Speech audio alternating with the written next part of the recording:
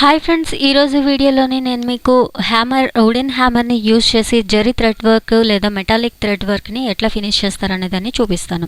అయితే దీనికోసం నేనేం చేస్తున్నానంటే ఫస్ట్ ఒక గోల్డ్ జరీ థ్రెడ్తోని నేను ఒక చిన్న లీఫ్ లాగా డిజైన్ని వేస్తున్నాను. మొత్తం అంతా కూడా మీకు రింగ్ టైప్లోనే వేస్తున్నాను. అయితే ఇక్కడ నేను దీన్ని ఎందుకు వేస్తున్నానంటే కంప్లీట్గా థ్రెడ్ మాత్రమే యూజ్ చేయాలనే ఉద్దేశంతో ఈ సింపుల్ డిజైన్ వేశాను. సో ఈ డిజైన్లోని మొత్తం కంప్లీట్ చేసిన తర్వాత అంటే ఇది ఓన్లీ చైన్ థ్రెడ్ మాత్రమే వేస్తున్నాను. చైన్ కాకుండా ఈ వుడెన్ హ్యామర్ని మీరు ఫిల్లింగ్ చేసినప్పుడు కానివ్వండి, లోడ్ ఫిల్లింగ్ చేసినప్పుడు కానివ్వండి, ఏదైనా సరే ఎప్పుడైనా సరే జరీ థ్రెడ్స్ని యూజ్ చేసినప్పుడు మీరు ఈ వుడెన్ హ్యామర్ని యూజ్ చేసి వర్క్ని ఫినిష్ చేయాలి.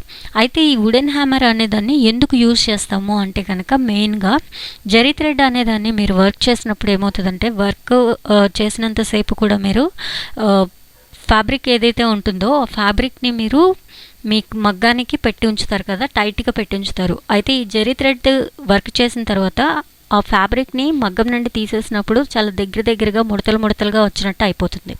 అలా అయిపోయినప్పుడు మీ డిజైన్ ఏదైతే ఉంటుందో అదంతా కూడా షింక్ అయిపోయినట్టుగా వస్తుందన్నమాట. అలా రాకుండా ఉండాలి అంటే కనుక ఈ హ్యామర్ని యూజ్ చేసి మీరు ఈ జరీ థ్రెడ్ వర్క్ని ఫినిష్ చేయాల్సి ఉంటుంది. అది ఎట్లా అనేది ఇక్కడ చూపిస్తున్నాను. సో దానికోసమే నేను ఇక్కడ ఒక చైన్ స్టిచ్ ఫిల్లింగ్ దాన్ని ఒక లీఫ్ లాగా నేను ఇక్కడ కంప్లీట్ చేస్తున్నాను.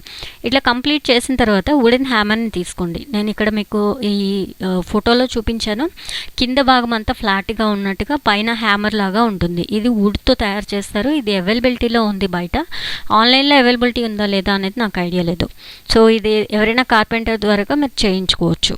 అయితే ఇది ఇక్కడ మీరు చూస్తున్నారు కదా, ఈ డిజైన్లో చూసినట్లుగా మీరు ఈ వుడ్ హ్యామర్లోని ఫ్లాట్గా ఉన్నదాన్ని కింద వైపున పెట్టి హ్యామర్ని పైన పెట్టి ఈ థ్రెడ్ వర్క్ ఏదైతే ఉంటుందో ఆ థ్రెడ్ మీద మీరు హ్యామర్తోని మీరు కొంచెం ఫోర్స్గా దాని మీద స్టెప్స్ వేయాల్సి వస్తుంది అనమాట. దాన్ని కొంచెం గట్టిగా కొట్టాల్సి వస్తుంది. అలా కొట్టినప్పుడు ఆ థ్రెడ్ అంతా కూడా ఫ్లాట్గా అయిపోయి ఫ్యాబ్రిక్కి లెవెల్లోకి వచ్చేస్తుంది. అప్పుడు అది షింక్ అయినట్టుగా రాదు.